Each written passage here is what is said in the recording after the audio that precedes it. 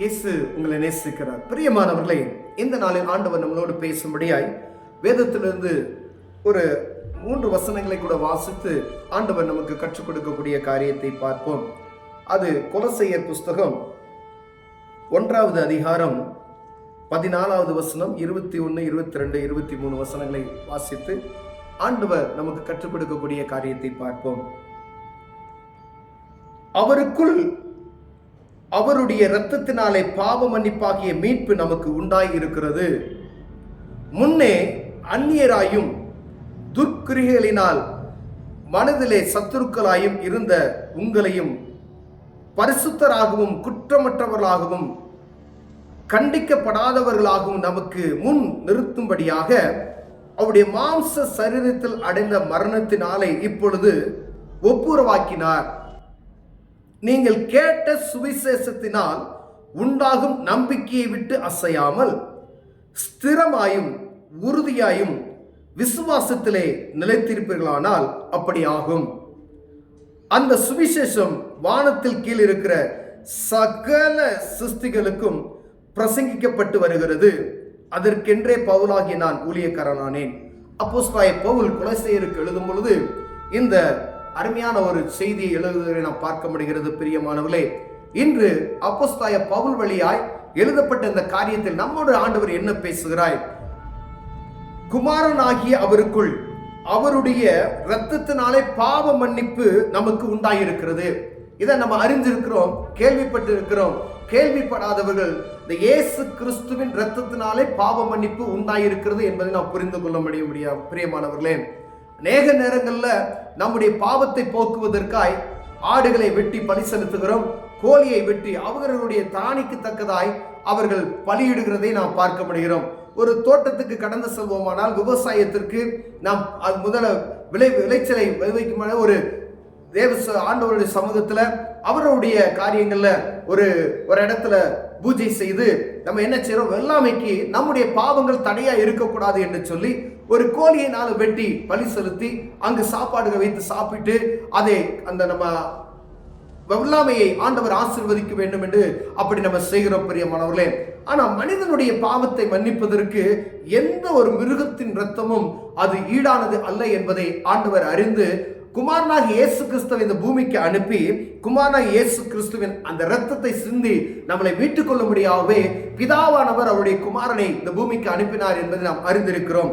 இங்கு சொல்லப்பட்ட முன்னே அந்நியராயும் துர்க்கிரிகளினாலே மனதிலே சத்துருக்களாயும் இருந்த உங்களையும் என்னையும் பரிசுத்தராகவும் குற்றமற்றவர்களாகவும் கண்டிக்கப்படாதவர்களாகவும். பாருங்க, நம்ம பாவத்துல சிக்குண்டு இருந்த பொழுது முன்னே தூரமாய் இருந்த நம்மை, அந்நியரை போல இருந்த நம்மை அப்பா பிதாவை என்று கூப்பிடக்கூடிய புத்திர சுவிகாரத்தின் ஆவிக்கு நம்மை அழைத்து வந்து நம்மை பாவமர கழுவி நம்மை கண்டிக்கப்படாதவர்களாய் மாற்றும்படிக்காக குற்றமற்றவர்களாய் நிறுத்தும்படியாக நமக்கு முன் நிறுத்தும்படியாக அவருடைய மாம்ச சரீரத்தில் அடைந்த மரணத்தினாலே இப்பொழுது ஒப்புரவாக்கினோம்.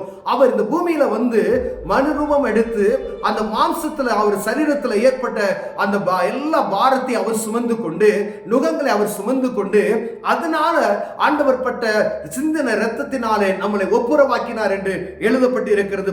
அவர்களே, ஒப்புரவாக்கினார். நீங்கள் கேட்ட சுவிசேஷத்தின் உண்டாகும் நம்பிக்கையை விட்டு அசையாமல், ஆண்டவரே கிறிஸ்து அவருடைய இரத்தம் சிந்தி நம்மளை மீட்டுக் கொண்டார், நம்முடைய பாவத்தை மன்னிக்க அவர் வல்லமையுள்ளவராய் இருக்கிறார் என்கின்ற சுவிசேஷத்தை உறுதியாய் பற்றிக் கொள்வோமேயானால் அப்படி ஆகும். ஸ்திரமாகவும், பாருங்க, அவர் எழுதுகிற ஸ்திரமாகவும் உறுதியாகவும் விசுவாசத்தில் நிலைத்திருப்பினால் அப்படி ஆகுமா?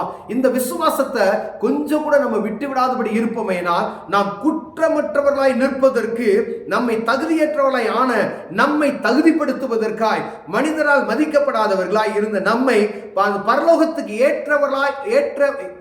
பரலோகத்துக்கு போவதற்கு தகுதியற்றவர்களாய் இருந்த நம்மை அங்கு கொண்டு செல்வதற்கு ஆண்டவராகிய இயேசு கிறிஸ்து அந்த இரத்தம் போதுமானதாய் மாறி நம்மை பக்கத்தில் இழுத்து வைத்துக் கொண்டிருக்கிறார். பிரியமானவர்களே, அவர் அன்பினாலே நம்மை அணைத்து வைத்துக் கொண்டிருக்கிறார். இந்த உறுதிப்பாட்டை ஒரு நாள் விலகாதபடி விசுவாசத்துல உறுதியா இருப்போமையினால் அப்படி ஆகும் என்று அவர் சொல்லி இருக்கிறார். அந்த சுவிசேஷம் வானத்தில் கீழ் இருக்கிற சகல சிருஷ்டிகளுக்கும், ஏதோ ஒரு குறிப்பிட்ட இனத்துக்கு மாத்திரம் சொல்லப்படவில்லை, பூமியில இருக்கிற எல்லா சகல சிருஷ்டிகளுக்கும் மனுஷனாய் பிறந்த ஒவ்வொரு மனிதனுக்கும் இந்த செய்தி பிரசித்தப்படுத்தப்பட்டு கொண்டிருக்கிறது, சுவிசேஷமாக அறிவிக்கப்பட்டு கொண்டிருக்கிறது. ஏன்னா எல்லாரும் ஆண்டவருடைய பிள்ளைகள். இந்த பூமியில இருக்கக்கூடியவர்கள் அவர்களுக்கு வேணா வேறு வேறு ஆள்களாய் தெரியலாம், ஆனா அவருக்கு முன்பதாய் எல்லாம் ஒரே பிள்ளை, அவருடைய பிள்ளைகள் என்று ஆண்டவர் சொல்லுகிறார் பிரியமான. ஆனா அறிந்து கொள்வதற்கு ஒரு நல்ல காரியம் இருக்கிறது. 4 பேர் சொன்னாதான் என்ன செய்வாங்க, அந்த காரியத்தை போய்கொண்டு ஒரு அரசாங்கத்தினால நமக்கு ஒரு நன்மையான காரியம் அறிவிக்கப்பட்டிருக்கிறது சொல்லுங்களேன். ஒருவேளை குறிப்பிட்ட நேரத்தில் அந்த காரியம் அறிவிக்கப்பட்டிருக்கிறது, இத்தனை நாளுக்குள்ள இந்த காரியத்தை நீங்கள் பெற்றுக்கொள்ள வேண்டும் என்று சொல்லி டிவில சொல்லிட்டாங்க, ஆனா ரேடியோல சொல்லிட்டாங்க, பேப்பர்ல போட்டாங்க. இதை பார்த்த ஒரு குறிப்பிட்ட ஜனங்கள் தான் அந்த ஆசீர்வாதத்தை பெற்றுக்கொள்கிறார்கள் பிரியமானவர்களே. ஆனா மற்றவர்களுக்கு அவர்கள் என்ன செய்யறதுல சொல்லுகிறதுல. ஏன்னா நாம் போய் அதை பெற்றுக்கொண்டு முதல்ல அதை அனுபவித்துக் கொள்ள வேண்டும் என்கிற ஒரு காரியத்தில் நாம் இருக்கிறோம். ஆனா இங்க எல்லாருக்கும் அதை சொல்லியிருந்தாங்கன்னா ஒரு 1000 பேருக்கு அந்த காரியத்தை சொல்லணும் அப்படி அரசாங்கம் நியமித்திருந்தார்களா? இந்த எத்தனை பேர் அதை அந்த ஆசீர்வாதத்தை அரசாங்கம் கொடுத்த அந்த ஆசீர்வாதமான காரியத்தை பெற்றிருப்பார்கள் என்று பார்த்தோம்னா 100 பேர் தான் என்ன செஞ்சிருப்பாங்க, வாங்கியிருப்பாங்க. மற்றவங்க எல்லாம் என்ன செஞ்சிருப்பாங்க, குறிப்பிட்ட நேரம் முடிந்து விட்டது, அதனால் அது என்ன செஞ்சிடும், தள்ளுபடியாய் போய்விடும் பிரியமானவர்களே.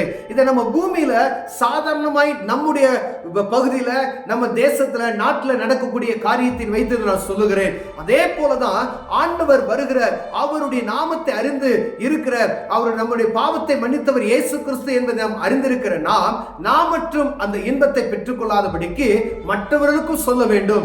நான் என்னுடைய பாவத்தை மன்னித்து என்னுடைய பலவீனத்தை மாற்றின இயேசு கிறிஸ்து அவரே மெய்யான தெய்வம், அவருடைய ரத்தம் தான் இந்த மனுஷனுடைய பாவத்தை மன்னிக்க முடியும் உறுதியாக இருக்கிறனா மற்றவர்களுக்கு இதை சொல்லி அவர்களும் இதை பெற்றுக்கொள்ள வேண்டும் என்பதற்காக ஆண்டவர் உங்களோடும் என்னோடு பேசிக் கொண்டிருக்கிறார்கள் பிரியமானவரே. நாம் பெற்ற இந்த இன்பத்தை மற்றவர்களுக்கு சொல்லுவோம். ஆண்டவர் நம்மை குப்பையிலிருந்து தூக்கி எடுத்தார். பாவமான மனிதன் என்று யாரும் மதிக்காத நம்மை இயேசு கிறிஸ்துவின் இரத்தத்தினாலே கழுவப்பட்டு அவருடைய இரத்தத்தினாலே மீட்டுக் கொண்டு இருக்கிறோமே. குடியின் அடிமைப்படுத்தப்பட்டு இருந்தோ, எத்தனையோ விதமான பாவத்தில் அடிமைப்படுத்தப்பட்டு இருந்தோ நம்மை மீட்டு எடுத்திருக்கிறார், அவருடைய இரத்தத்தினாலே மீட்டு எடுத்திருக்கிறார். எவ்வளவோ பேர் அதுல இன்னும் சிக்குண்டவர்களாய் மதுபானத்துக்கு அடிமைப்படுத்தப்பட்டு இருக்கிறாங்க, அநேக பாவங்களுக்கு அடிமைப்படுத்தப்பட்டு இருக்கிறாங்க. இங்க ஆண்டவர் சொல்கிறது பாத்தீங்கன்னா, முன்னே அந்நீராயும் துர்க்கிரியினாலே மனிதனை சத்துருக்களாயும் இருந்த நம்மை ஆண்டவர் இழுத்து கொண்டது போல அநேகர் இப்படி இருக்கிறார்களே, அவர்களும் எனக்கு வேணும் அப்படின்றதுக்காக தான் கீழே சொல்லப்பட்டு இருக்கிறது. உலகத்தில் இருக்கிற அனைத்து சிருஷ்டிகளுக்கும் அந்த சுவிசேஷம் வானத்தில் கீழ் இருக்கிற சகல சிருஷ்டிகளுக்கும் பிரசங்கிக்கப்பட்டு வருகிறது. அதற்கென்றே நாம் அழைக்கப்பட்டோம் பிரியமானவர்களே.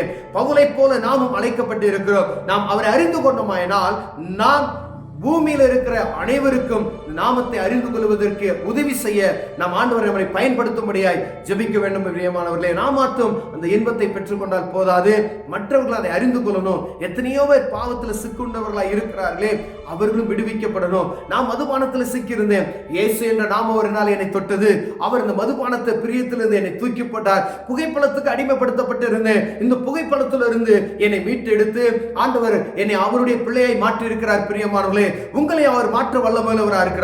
மதுபானத்திலிருந்து எத்தனை மருந்துகள் இங்கே சாப்பிட்டீங்கனாலும் அந்த அடிமைத்தனம் விட்டு போகாது பிரியமானவர்களே. அது மனிதனை அடிமைப்படுத்தி வைத்திருக்கிறது. இயேசு என்ற நாமத்தை நீங்கள் கூப்பிடுவீர்களானால் மதுபானத்திலிருந்து விடுதலை ஆக்க முடியும், போதை பழக்கத்திலிருந்து விடுதலை ஆக்க முடியும் பிரியமானவர்களே. எந்தவித ஆண்டவருக்கு விருப்பமில்லாத எந்த அடிமைத்தனத்திலிருந்தும் அவரை விடுவித்து நம்மை காக்க வல்லமையுள்ளவராக இருக்கிறார். ஏன்னா வேதம் சொல்லுகிறது, அவர் விடுதலை ஆக்கினால் நீங்கள் மெய்யாகவே விடுதலை ஆவீர்கள் என்று வேதம் சொல்லுகிறது. ஒருவேளை நம்ம அடிமைப்படுத்தப்பட்டு இருந்தோம், எந்த காரியத்துக்கு நம்ம அடிமைப்படுத்துறோம், நாம் அதற்கு அடிமையா இருக்கிறோம். அதற்காகவே இயேசு கிறிஸ்து பூமிக்கு வந்தார். அந்த அடிமைத்தனத்தை மீட்டுக் கொள்ளும்படியாய் அவரை அப்பா பிதாவை என்று கூப்பிடக்கூடிய புத்திர சுகாரத்தை நமக்கு தரும்படியாகவே ஆண்டவர் இந்த பூமிக்கு வந்தார். அதை அறிந்து கொண்டோமானால் நாம் விடுவிக்கப்பட்டவர்களாய் காணப்படுவோம். கண்களை மூடுவோம், ஜெபம் செய்வோம், விடுவிக்கப்படுவோம். அன்பு தகப்பனே, அடிமைத்தனத்தில் எங்களை விடுவிப்பீராக. நாங்கள் உம்மை அறிந்து கொண்டது போல மற்றவர்களும் அறிய உதவி செய்வீராக நாங்கள் ஜெபிக்கிறோம். இயேசுவின் நாமத்தில் பிதாவே, ஆமென்.